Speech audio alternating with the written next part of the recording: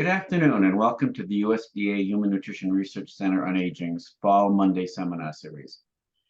Before introducing today's speaker, let me remind you that your questions can be added to the Q&A box at any time during the presentation. There is no need to wait until the end. And please use the Q&A box, not the chat box. So this year, as part of our weekly seminar series, we are featuring speakers from the different USDA Human Nutrition Research Centers. And today, I have the pleasure of introducing a scientist from the USDA Grand Forks Human Nutrition Research Center in Grand Forks, North Dakota, Dr. Julie Hess. Dr. Hess is a research nutritionist at the Grand Forks Research Center and an adjunct professor at the University of North Dakota. Her research is centered on identifying barriers to meeting recommendations from the dietary guidelines for Americans, including and dietary restrictions and cultural preferences, and developing and evaluating strategies to help Americans meet the recommendations, which she will discuss in a presentation today titled Healthy Dietary Patterns Throughout the Life Cycle, the Intersection of Nutrition, Convenience, and Culture. And with that, let me turn the microphone over to Dr. Hess. Well, thank you so much for the invitation and the introduction. Thank you everyone for joining me today. I'm Julie Hess. I'm going to be talking through some of the work that I've done in my career at USDA ARS over the past 2 years. Like Dr. Jake said, the title of my talk is Healthy Dietary Patterns Throughout the Life Cycle, the Intersection of Nutrition, Convenience, and Culture. I'm going to start with just a few brief disclosures that all of the research that I'll be talking through today was supported by USDA. And I'm a former employee of the National Dairy Council, and I do include both animal and plant source foods in my diet, as well as unprocessed and ultra-processed options, which gives you a little bit of an idea of what I'll be talking through in my presentation today. So I'm going to do this today by talking through 3 projects of mine that I've done since joining the USDA Center. One's related to the role of ultra-processed foods in dietary guidance. That's the convenience and practicality piece of my talk. One is on modifying the dietary guidelines for a local indigenous dietary pattern. And then the final project that I'll be presenting is on modifying the dietary guidelines for a wide range of vegetarian eating patterns. So I just want to start with some general background on the dietary guidelines, and I use the term healthy dietary patterns. I've already used it a few times, but I'll use it throughout my talk today. And when I say healthy dietary patterns, I'm referring specifically to patterns recommended in the dietary guidelines for Americans, of course, that most recent iteration being the 2020 DGA. And the 3 dietary patterns recommended in the DGA are the healthy US style dietary pattern, the healthy Mediterranean style dietary pattern, and the healthy vegetarian dietary pattern. And you'll see throughout this presentation that a lot of my work is centered on the dietary guidelines for Americans. And the purpose of those dietary guidelines is, of course, to use the latest scientific evidence to recommend eating patterns that promote health and prevent chronic disease, many of which, as we know, are linked to poor dietary quality and are also very common among the American population. We also know that the eating patterns of Americans tend to be quite different from what the DGA recommends. So my work focuses on how to improve the quality of the American diet and support the scientific basis for nutrition recommendations that are more practical and convenient for consumers. So you probably know, for instance, from consumer insights work or from previous presentations, that things like taste, price, and convenience are priorities for consumers when purchasing food. But these aspects of eating haven't been historically heavily considered in the development of dietary guidance. So part of my work is looking at how those could be incorporated into dietary guidance. So one of the topics on that note that we've done some work on in my team that's timely for the new dietary guidelines that will be coming out in the next 5 years, the 2025 to 2030 dietary guidelines, is the topic of processed foods, or more specifically, ultra-processed foods. So the question on ultra-processed foods, what is the relationship between consumption of dietary patterns with varying amounts of ultra-processed foods and growth, body composition, and risk of obesity, is one of the topics and questions for the 2025 to 2030 Dietary Guidelines Scientific Advisory Committee to research and consider as part of their literature review. And I want to spend a moment talking about how much of the research so far has defined ultra-processed, because as the committee is doing their work, they're necessarily going to be faced with the issue of, well, how are they going to define ultra-processed? What is an ultra-processed food? And one of the most commonly used methods in nutrition right now of determining whether foods are ultra-processed or not is a scale called NOVA. And it grades foods on a scale of 1 to 4, where category 1 foods are unprocessed foods or minimally processed foods, Group 2 foods are processed culinary ingredients. Group 3 foods are processed foods, and Group 4 is where you get your ultra-processed foods. So since the NOVA scale was introduced in the nutrition literature in about 2009, the term ultra-processed has appeared in over 1,000 papers indexed in PubMed. And NOVA was used as the criteria for determining how to categorize processed foods in most of those papers. But we have some research already that indicates that it's a little difficult. It's quite difficult sometimes to get consistent ratings of processing level with the scale, even when nutrition professionals are implementing the scale. So while we don't know how the 2025 Dietary Guidelines Advisory Committee will choose to define ultra-processed for their literature review, given the ubiquity of the NOVA system in the nutrition science literature, it's likely that they will be working through some literature that uses the NOVA categorization system, which is part of why we're talking about it today. So when the Dietary Guidelines Advisory Committee does their review, they typically consider randomized controlled trials and intervention studies. And so I want to spend a moment talking about one of the most well-known intervention studies on ultra-processed foods. And this is a randomized controlled trial that was conducted by Dr. Kevin Hall's group at the NIH. And I'm sure a lot of you are familiar with the study already. So in a nutshell, Dr. Kevin Hall's group fed participants a diet that was either 80% calories from mostly unprocessed foods or 80% calories from mostly ultra-processed foods. And it was a crossover study, so all participants ate both of the diets. And these two diets were matched for energy density, fat, sodium, fiber, and macronutrients. And the results of this study, again in a nutshell, are that energy intake and weight gain was higher when participants were eating the ultra-processed food diet than when they were eating the unprocessed food diet, which aligns with a lot of what we've seen in the observational studies on this topic, where eating more calories from ultra-processed foods is associated with more adverse health outcomes. But even with this study, which was a very carefully controlled study in many ways, there were some caveats, some limitations to it. And one of the major ones that I noticed and that led to the work that I'm going to be talking through for what I've done at the USDA is that the diets in Dr. Hall's study weren't matched for diet quality or micronutrient content. So I looked through the supplementary files of Dr. Hall's manuscript, and you can see pictures of all the different menus that were provided on each day and each meal of the ultra-processed diet and the unprocessed diet. So I have an example here comparing the day 6 lunch on the unprocessed menu on the left to the day 6 lunch on the ultra-processed menu on the right. And you'll see that there's quite a few differences between the two meals. Salmon and green beans, quite different from cheeseburgers and French fries. And just thinking about the nutrient contents of these two meals, I would expect there to be pretty significant differences from eating the two of these meals, even if they are matched for energy density and sodium, etc. So the question that my lab had, especially after seeing the limitations in Dr. Hall's study, is, well, what if those two diets had looked more similar to each other? Could we have, for instance, an ultra-processed salmon and green beans meal? So that led us to wonder, could we build a healthy diet that aligns with dietary guidelines recommendations, but includes mostly calories from ultra-processed foods? And more specifically, our research question was, can we build a sample 2,000 calorie menu for 7 days that aligns with 2020 DGA recommendations from the healthy US style eating pattern, but also has 80% or more of its calories coming from ultra-processed foods according to NOVA? The aims of this study were to use primarily commonly consumed foods. We were shooting for a healthy eating index score, so that's a measure of adherence to the dietary guidelines, of greater than or equal to 90. We wanted to make our menu that met acceptable macronutrient distribution ranges and also met recommendations for most micronutrients while still having 80% or more calories coming from ultra-processed foods, according to NOVA. So just to talk you through a little bit how we did this, one of the first steps that we had was to look at commonly consumed foods to try to make this menu as realistic as possible to what Americans actually eat. So we came up with a list of commonly consumed foods from each food group that was taken from the Food Pattern Modeling Report published as part of the 2020 Dietary Guidelines. So the Food Pattern Modeling Report from 2020 is based off of 2015 to 2016 NHANES data.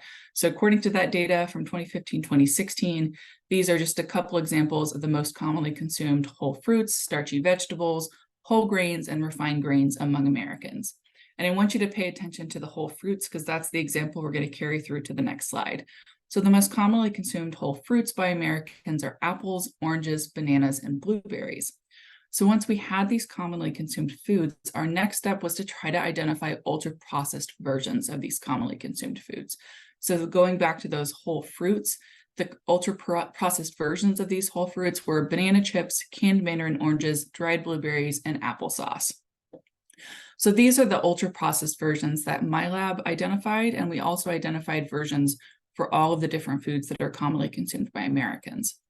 But we didn't want my lab's determination of what seemed to be a category 4 food or an ultra-processed food to be the end determination for what should be included in our menu.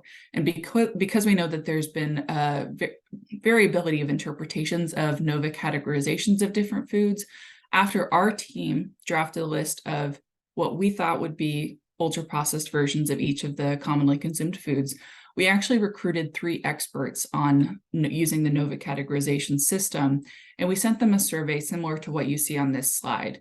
So for every single item we identified that we thought was probably ultra-processed, we actually sent it out to experts. They were given a generic name for the food, like you see here, as well as a list of ingredients, and then they were asked to say, is this food category 1 in NOVA, 2, 3, or 4? And we had to see consensus from 2 out of our 3 expert graders in order to include it in our menu as an ultra-processed food. And similarly, since we wanted our menu to also align with dietary guidelines recommendations, we sent a similar survey to 3 dietary guidelines experts. And we asked them to say, could this food be considered part of dietary guidelines recommendations for the dairy group, for the grains group, for whatever food group?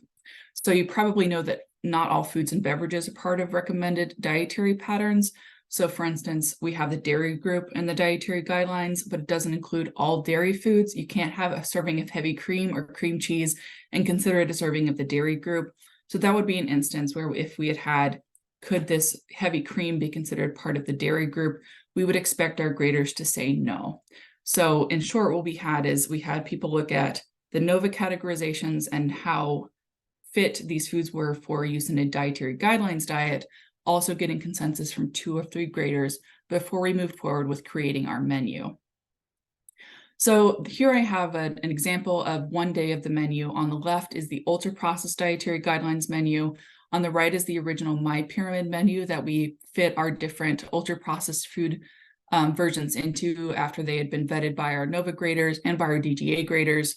And you'll see that these menus are pretty closely matched with a few exceptions. So one of them is, if you look at the lunch meal on day 2, you'll see that there's avocado on the original My Pyramid menu, and we replaced it with an ultra-processed guacamole product on our DGA NOVA menu. And then for dinner, we replaced the lasagna noodles with gluten-free pasta, which in this case was an ultra-processed food. But there are very few other swaps here. And you'll see that on the ultra-processed DGA menu, there are some items with asterisks next to them. Those indicate either foods that were not rated by our graders, so we considered them less processed food to be extra conservative here, or these were foods that were categories 1 to 3 in NOVA, but we still wanted to include to make sure that our menu was realistic. So you'll see, for instance, there's iceberg lettuce on the taco salad. It seemed wrong to have a taco salad like this that didn't have lettuce, but that's of course an unprocessed food, so we went ahead and included it on our ultra-processed menu. If you have questions about how some of these foods could possibly be ultra-processed, I'd encourage you to take a look at the ingredients in some of the food products that you have at home. Check out the supplementary files from our manuscript, and I have a few examples from the supplementary files on this slide. These are just a couple of the reasons that these foods were labeled as ultra-processed by our NOVA graders. And I know there's some room for discussion here on whether these are adequate reasons for putting these foods in the category 4, but these are some of the generally nutrient-dense foods that would be considered ultra-processed per NOVA because they contain certain additives in them. And those, of course, would be the bolded and underlined items here. So our final menu had 91% of its total calories coming from ultra-processed foods, which meant we had 9% of calories from categories 1 to 3 in NOVA, your unprocessed, minimally processed, or processed foods. We had all of the macronutrients in our menu within the acceptable macronutrient distribution ranges. So for instance, we had 22% calories from protein, 7% calories from saturated fatty acids, and about 6% calories from added sugars. So all well within dietary guidelines recommendations. We also had adequate amounts of most nutrients of public health concern. So we had plenty of calcium, fiber, and potassium. We were a little low on vitamin D as well as vitamin E and choline, but these are often low in most dietary patterns, even in the original DGA dietary patterns, because these can be difficult to get through food sources. But we were adequate in all other micronutrients. And our final healthy eating index score, or the measure of how closely our ultra-processed diet aligned to the DGA, was 86 out of a possible 100 points. So we didn't quite meet our target of a score of 90 or greater, but when you look at the two healthy eating index scores of our ultra-processed DGA diet on the left and the average American adult healthy eating index score on the right, you can see that even this sample ultra-processed foods proof of concept menu ends up netting out fairly well in terms of adherence to the dietary guidelines. So you'll see we had excess sodium in our menu, and we didn't quite have enough servings of whole grains. But if you compare that to the average American HEI score, where Americans are only meeting recommendations for protein foods, even the ultra-processed DGA menu starts to look pretty good. So we concluded from this work that healthy dietary patterns based on 2020 dietary guidelines recommendations can include most of the energy from foods classified as ultra-processed by NOVA and still contain enough macronutrients and most micronutrients. So NOVA as a categorization system can't be used as a proxy determinant for diet healthfulness. And as I've alluded to already, NOVA categories don't reflect nutrient density. So these are just a few examples of foods that are recommended in the dietary guidelines, but can be considered ultra-processed depending on what additives are present in them. So this is all fruit-flavored yogurt, some canned greens and beans, most tofus, some peanut butters, etc. And so this is a proof of concept work only at this point. We do have more plans in progress to continue moving forward with this area of food processing and nutrition, especially thinking about dietary guidance. But some of the discussion on ultra-processed foods and dietary patterns indicates that there's a lot more work needed besides looking at nutrients, looking at healthy eating index scores, or even looking at food intake, because there are so many other reasons that consumers, and I'll include myself here, choose to buy processed foods and even ultra-processed foods. So there's an entire other area of research, behavioral research, to explore with regards to these foods and how they do or don't or can or can't improve diet quality. What is their impact on food access, on food security, on food sovereignty, on food systems? There's any number of questions to still be explored with the processed foods and nutrition question. And with that, I'm going to close out that section and change gears here to talk about another healthy eating pattern project that's happening at the Grand Forks Human Nutrition Research Center around indigenous foods. So as you may know, if you've ever had the joy of visiting North Dakota, the Grand Forks Center is located within close geographic proximity to several federally recognized tribal communities. And you may know that these communities tend to experience higher rates of health disparities than surrounding areas, in part due to a forced transition away from traditional diets. So we've been asked as a center to contribute to research to partner with these communities and work towards improving population health. And one of the studies that we'll be conducting here soon is an intervention study that's being led by my colleague, Dr. Dale Brunell, who's a postdoctoral fellow here at the Grand Forks Center, and his advisor, our center director, Dr. Jim Remick. So forced movement from ancestral lands to reservations led to dramatic changes in diet among the Great Plains Indians, which may have contributed to health problems in this population, including diabetes, heart disease, and obesity. So the objective of this intervention study is to assess whether consuming a more traditional diet impacts physical activity. This is where my team comes in. What is a traditional diet? What does a healthy diet that's based on traditional indigenous foods local to the Northern Great Plains area look like? So to develop this diet, which will be again used in this intervention study, we're collaborating with partners at the United Tribes Technical College in Bismarck, North Dakota, the University of North Dakota, and the USDA ARS Mandan Center to develop a diet that includes 3 key factors.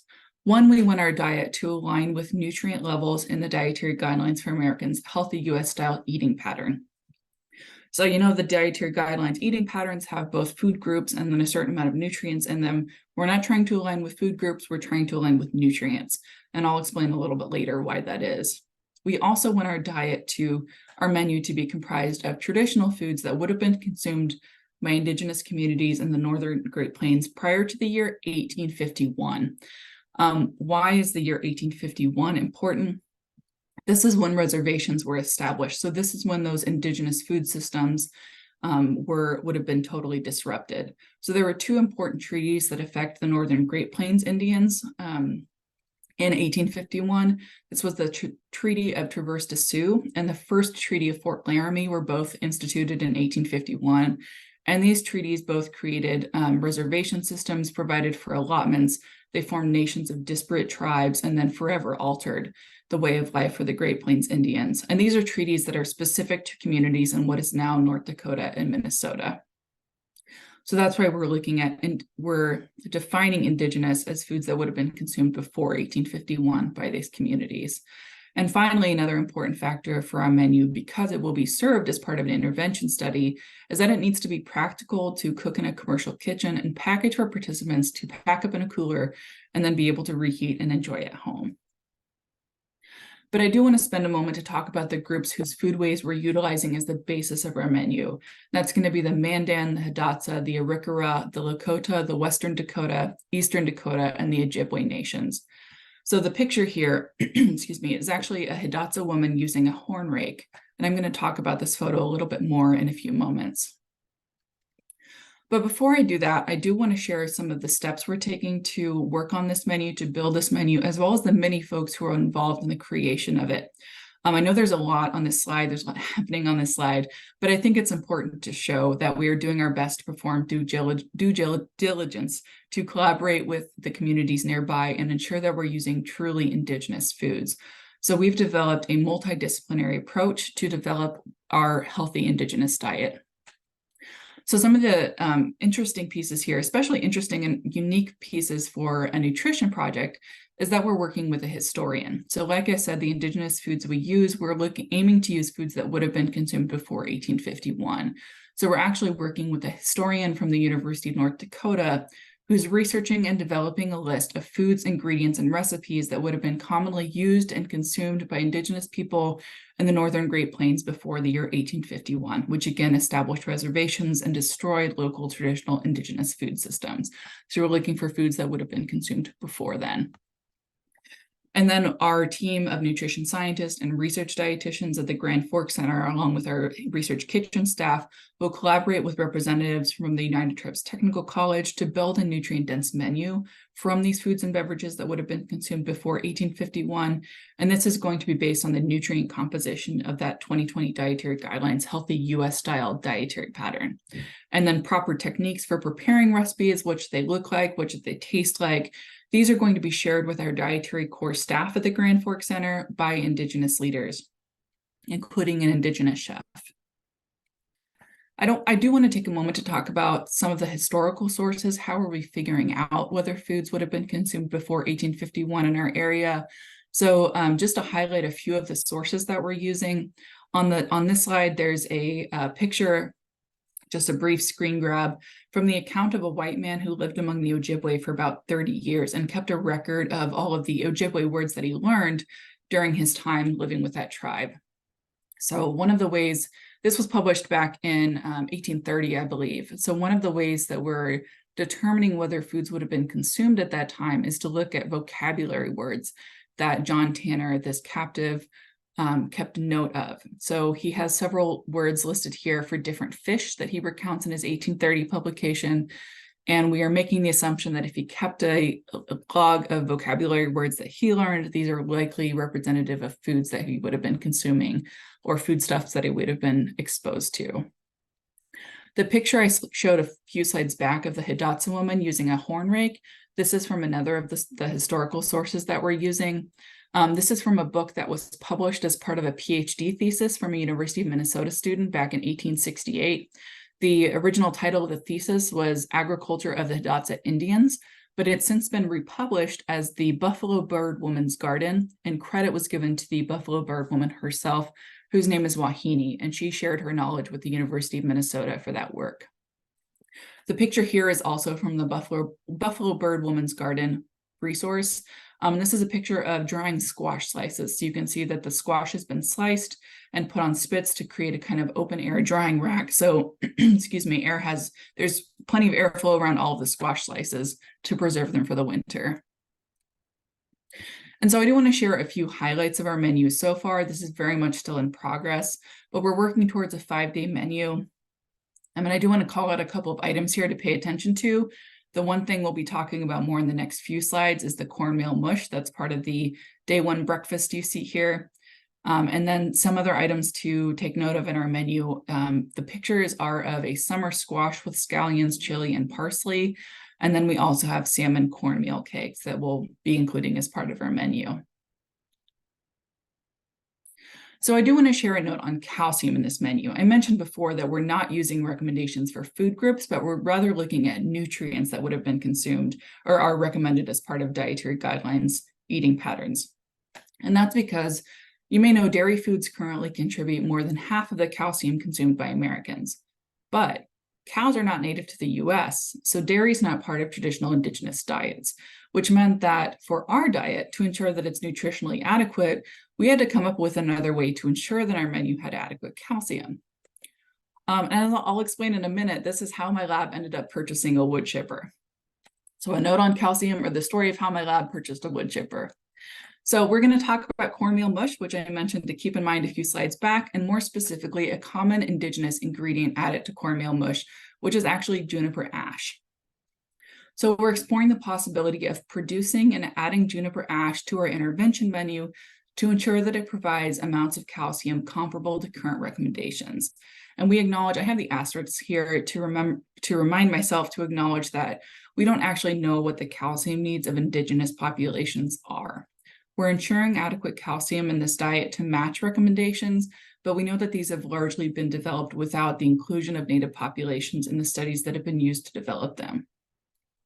So juniper is native to North Dakota, and it's commonly added to corn mush as both a flavoring and a fortificant, and it's quite rich in calcium. From the literature that's been published, which extends from the 1980s up until 2017, although there's not a lot out there, our estimates is that there's about twice the amount of calcium in 1 teaspoon of juniper ash than what you would find in 1 cup equivalent of milk. So there's around 650 milligrams of calcium per teaspoon of juniper ash.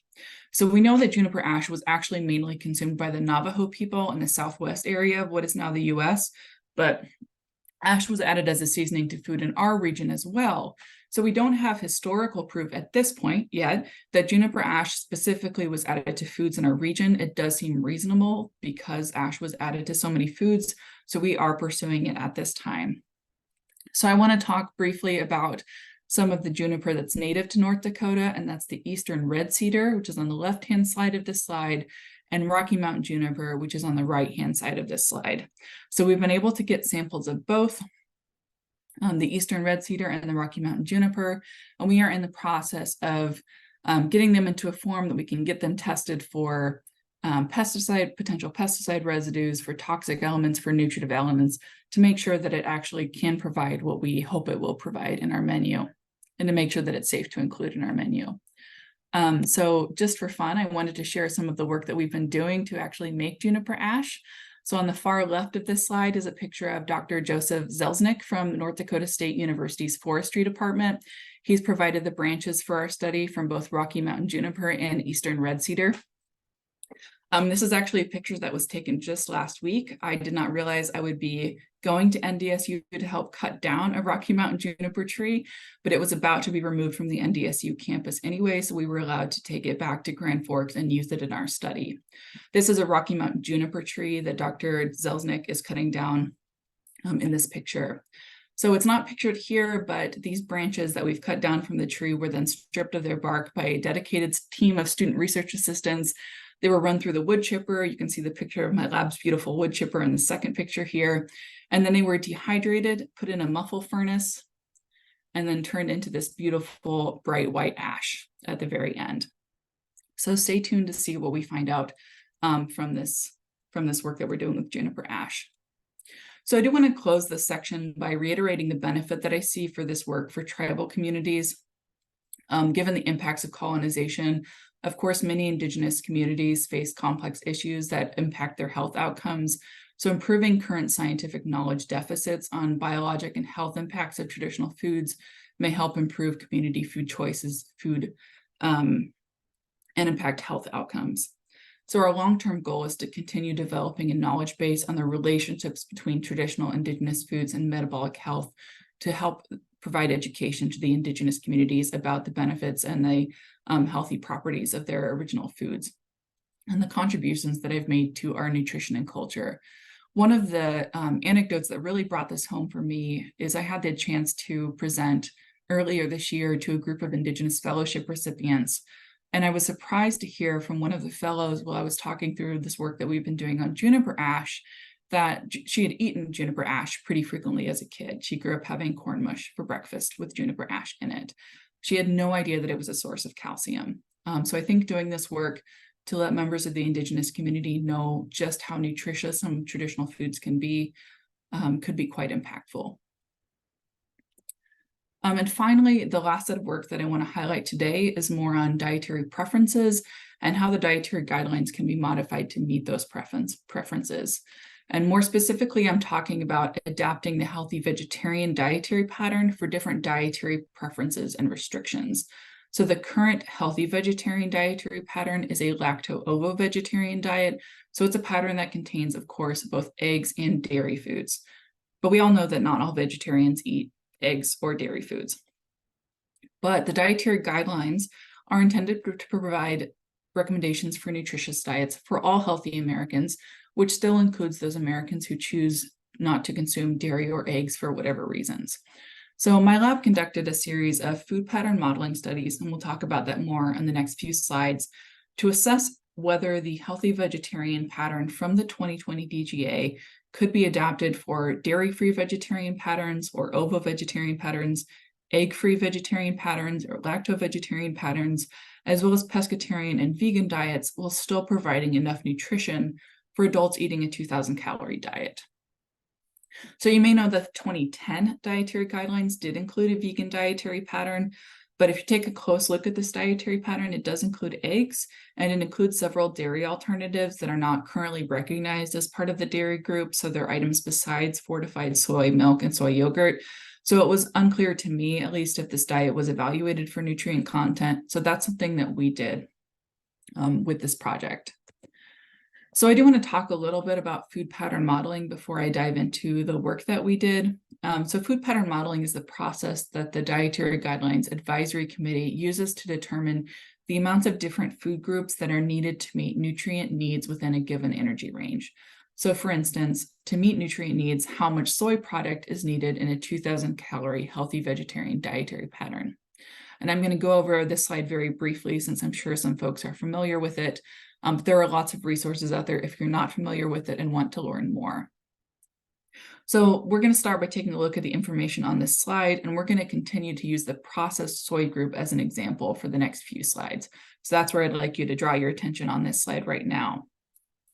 So this slide shows how much of each soy food, and here at processed soy products are tofu and processed soy, are consumed by Americans in different age ranges according to NHANES data. So like with the ultra processed food project before, because this is coming from the 2020 DGA, the NHANES data being represented here is 2015 to 2016 NHANES data. So you can see in those first couple of columns for Americans ages 2 and older, 1.78% of total calories from Americans in this age range is consumed as processed soy products. Most of that as processed soy and some of that as tofu.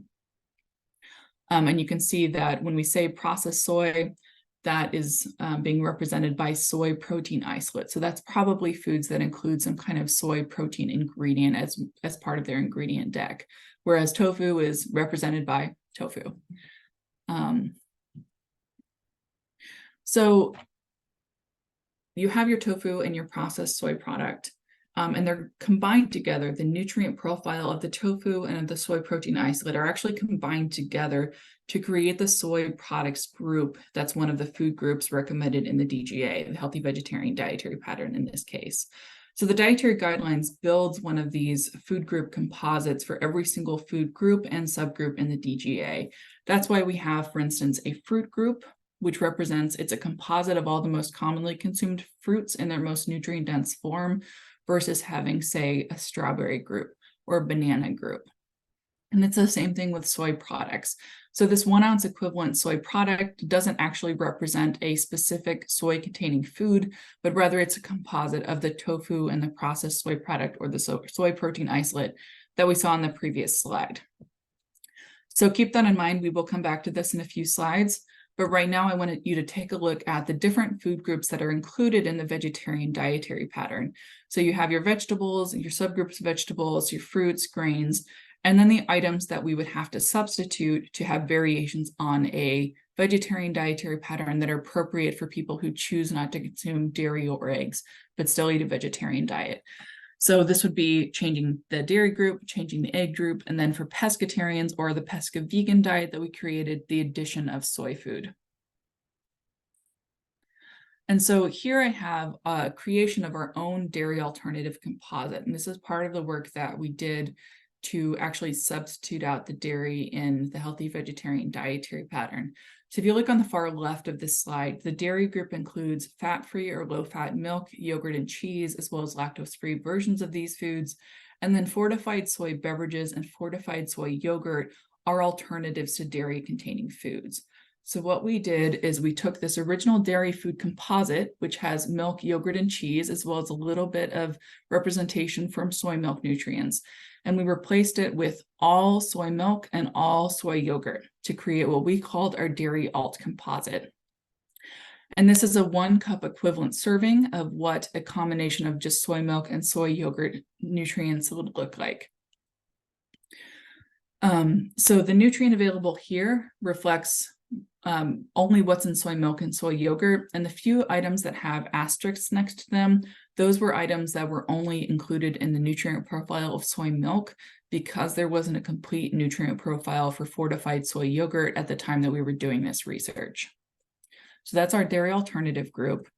And then if we move on from there to take a look at what the final food group amount of servings of each food group that you have in the healthy vegetarian dietary pattern, the original one at 2,000 calories in the middle of this slide, and then just our vegan model on the right hand of this slide, you can get an idea of how we went about kind of taking out the dairy or the eggs or both from this healthy vegetarian dietary pattern. So you can see we substituted out the dairy foods for our dairy alt composite. So 3 cup equivalents of dairy became 3 cup equivalents of our dairy alt composite. And then the 3 ounce equivalents per week of eggs, we turned into 1 additional serving of beans, peas, and lentils, 1 additional serving of soy products, and 1 additional serving of nuts and seeds per week to ensure that the amount of protein foods actually stayed consistent, but the source of those protein foods changed to align with vegan versions of protein foods. And so some of the results that we saw, protein decreased by about 10% in the ovo-vegetarian and vegan models. Fat actually increased in the ovo-vegetarian and vegan models. And then most macronutrients didn't change. So carbohydrates, fiber, and saturated fat changed less than 10% in the ovo-vegetarian and vegan models. And we didn't see any macronutrient changes that were greater than 10% in our pescatarian or in our lacto-vegetarian models. And to take a look at micronutrients, we did see an increase actually in iron, riboflavin, niacin, and vitamin K, which was pretty interesting in our ovo-vegetarian and vegan models. And that's largely due to the nutrient profile of the plant-based dairy alternative group that we used. So if you're curious about that, I'd encourage you to take a look at the paper that we published in Journal of Nutrition. And then we also saw higher amounts of copper, vitamin D, and vitamin B12 in the ovo-vegetarian and vegan models. So the B12 is also due to the dairy alternative composite, and I think copper was higher in the fortified soy beverage, so that's why the copper increased as well. Zinc and sodium decreased in the ovo-vegetarian and vegan models. We also saw a decrease, which we expected, in cholesterol. There was also a decrease in phosphorus. We saw an increase in choline in the ovo-vegetarian model, a decrease in the lacto-vegetarian model that I believe is due to removing or adding back in eggs.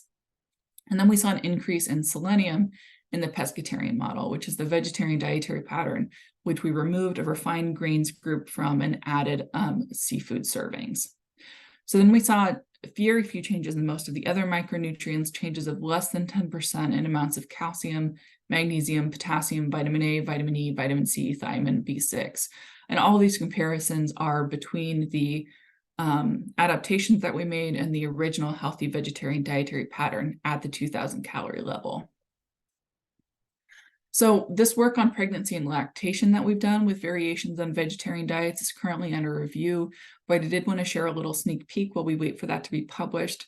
So we've modeled out variations of vegetarian dietary patterns for pregnancy and lactation as well, because the DGA in 2020 was the first one to recommend dietary patterns for these two life stages. And while pregnancy and lactation are often grouped together, and I have actually grouped them together on this slide, there are distinct nutritional recommendations for pregnancy and lactation separately. So for instance, you likely know folic acid and iron needs tend to decrease during lactation relative to pregnancy recommendations. And we know that maternal nutrient status during lactation can impact the vitamins and minerals that are provided in human milk. So one of the interesting things that we did with modeling out for pregnancy and lactation, these different vegetarian patterns, is since we know that most pregnant and lactating people tend to continue to take prenatal supplements, in addition to having our models of what the diets themselves, what the foods would provide, we also created an average prenatal supplement based off of the dietary supplement label database, products available at retail that are labeled for use in pregnant or prenatal populations, to see what these vegetarian patterns looked like before and after removing dairy and eggs, and before and after the consideration of adding a supplement. So it was interesting also for me to learn that there's not a standard prenatal vitamin out there. There's not a standard prenatal supplement. So there was a ton of variation, which is why we created a sample average one. So a couple other sneak peeks about this work is that the results were pretty similar to other life stages and dietary patterns with or without animal source foods.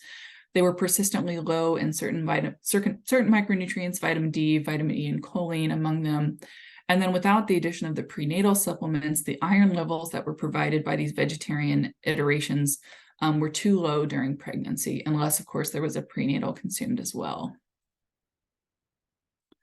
So the impact of this work, it's a little bit challenging to grasp the significance of the variations of dietary patterns in the greater context of American diets. So we don't actually have that much information on how many Americans follow vegetarian diets of any kind. NHANES stopped asking questions about self-identified eating patterns in 2010. And to my knowledge, that's the latest information that we have on how Americans actually describe their eating patterns. So the estimates that we have right now indicate that somewhere between 2 and 6% of Americans might follow vegetarian diets, but we also know that there's a lot of interest in plant-based eating and increasing sales of plant-based foods. We also know one of the things that I'm aware of with this work is that we used fortified soy products as our dairy alternative composite, but we know that fortified soy products are just a small part of the dairy alternatives group, and they tend to not be as popular as some of the other dairy alternatives.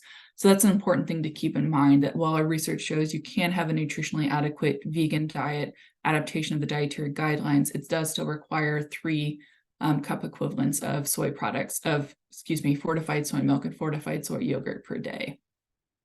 That said, we did find with the inclusion of these fortified soy-based dairy alternatives, there were minimal changes required to the original healthy vegetarian dietary pattern to accommodate ovo-vegetarian, lacto-vegetarian, pescatarian, and vegan diets. And we didn't add extra food groups besides replacing our dairy alternatives. We didn't add any specialty foods, and we didn't add any supplements to meet nutrient needs, of course, with the exception of pregnancy and lactation. One of the big nutrient insufficiencies we found is that a couple of these dietary iterations didn't have sufficient zinc for males that were 51 and older, so that may be an area to pay attention to. But again, it's unclear how realistic the healthy vegetarian dietary pattern itself or these models of alternatives to the vegetarian dietary pattern are, because we don't know how many Americans are vegetarians, and of those Americans who are vegetarians, what they're actually consuming. So we're hoping to do some work on flexitarian patterns in the future, because we know that there is so much interest in plant-based eating, although there may not be very Americans who follow a strict vegetarian or vegan diet. I know the Dietary Guidelines Advisory Committee is also doing some food pattern modeling work on flexitarian diets, or eating fewer servings of meat and more servings of plant-based protein, but not cutting out animal source foods entirely. So I'm excited to see where all of this work goes to support public health nutrition. And that is what I have for you today. I do want to extend a huge thank you to everyone who's worked on this research with me, and this is just a very partial list of those folks. but I'm sure you all know research is very much a team effort. So I wanted to show you who I'm talking about when I'm talking about the we. It's all of these folks who have been involved in this research and more who aren't listed on this slide today. This just scratches the surface of folks who deserve thanks for this work. So thank you, everyone. And with that, I'm going to close out and I'm happy to take questions. Thank you so much. Thank you, Julie, for a wonderful, very interesting talk. There's a couple of questions already. Let me start with a question from Richard Alpert. And he says, thank you for an excellent and clear and comprehensive presentation. I think this is in reference to the work on the ultra-processed foods. It says, I noticed in the ingredient listings no mention of the concentration of additives.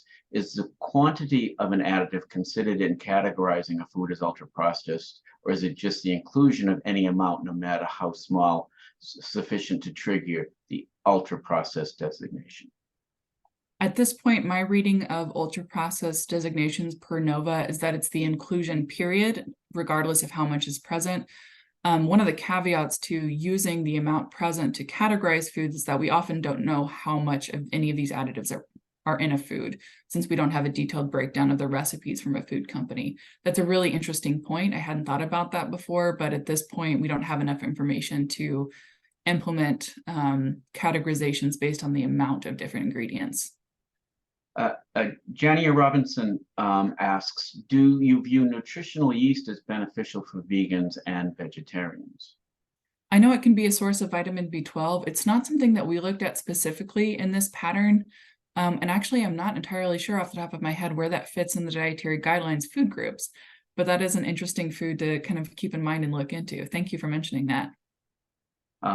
Zhandong Wang asks, again, in reference to the ultra-processed food, although the ultra-processed food contains adequate amounts of most macro and micronutrients, as shown by your study, ultra-processed food, including nutrient-dense food,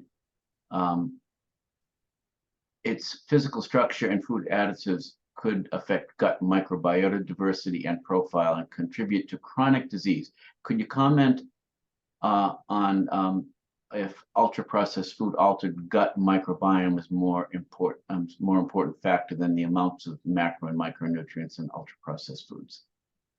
That's an interesting question. I don't think I'm the best person to address that question. What I will say, because I'm not an expert on the microbiome, I do know that there's some work on the impact of emulsifiers on the gut microbiome. It seems that that work is in the very early stages right now. And from my understanding, that's only been done with emulsifying ingredients. And there's a lot of other ingredients that are added to foods that would make them considered ultra processed by the NOVA categorization.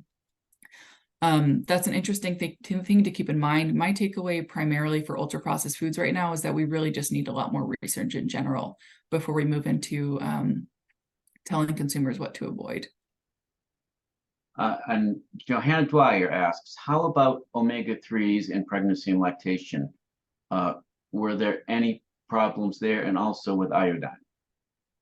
Oh, those are both really good questions. So we did look at iodine. That was a little bit tricky because it's also not in a lot of the food data central foods that we reported on. So we have a whole section of our paper saying we really wanted to look at iodine, but we had a lot of limitations to figuring out how much iodine is in a lot of the foods that are included in our diet. We did mention that there are a few sources of iodine that are vegan friendly. So seaweed is a great source of iodine. Of course, iodized salt would both be vegan friendly foods. Although we know most Americans actually get a lot of their iodine from dairy foods. So that might be an interesting thing to keep an eye on with the move towards plant-based diets. In terms of omega-3s, I know we have a section on that in our paper. So Joanna, I might say stay tuned on that because I don't have that on the top of my head right now. That's a really great question. And Joanna also asked a second question, which is thanks for a very nice study. This is in reference to your work with the ultra-processed foods. Could you show us some photos of the two contrasting diets? I just wonder how much they look alike. Of our two menus? Yes. I can go back to that slide certainly, but we didn't make the menus yet. So we are hoping to do an intervention study, but we are not quite there yet. I am happy to share the menus. And Joanna, if you'd like me to send you a copy of the table where we have the full list of all the foods, I'm happy to do that too.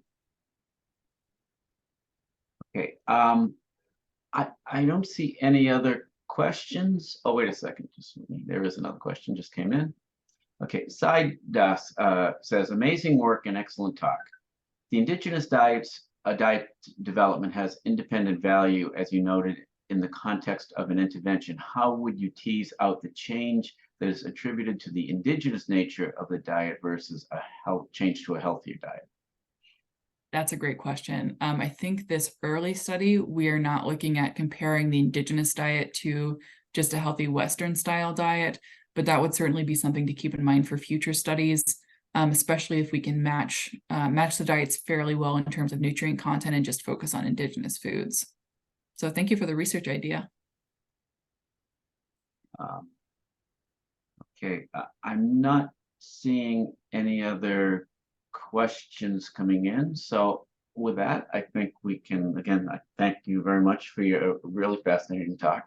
Thank you. And, Oh, actually, Paul, sorry, there's Johanna has another question in the chat. oh, chat. Oh. Oops. Oh, thank you for pointing that out. Okay. Johanna says, one weakness of the hall menus was that the unprocessed meals looked disgusting, to least to me. I wouldn't touch them hedonically. A comment, I guess. I think I'd have to refresh my memory on exactly how he did this, but my understanding from Dr. Hall is that he did assess liking of the two studies and that he wanted to make sure that people liked them equally. So even though they didn't look great to you, Johanna, I think the participants thought that they still looked pretty comparably good, the two diets, which I think is another strength of his study, even though the menus are quite different. And I guess with that, oops, wait a second. Another question just came in. Okay, from Thomas Chin asks, will there be any study on a longevity diet? That's a great question. Honestly, I haven't thought about that yet. Maybe you can have me back in 5 years and I can report. Okay. I'll wait 1 second here. Okay. Again, I guess, I get to thank you because I don't see any other questions coming in. So again, thank you very much. And I look forward to the outcome of some of this work you've done. Thank you. I appreciate that.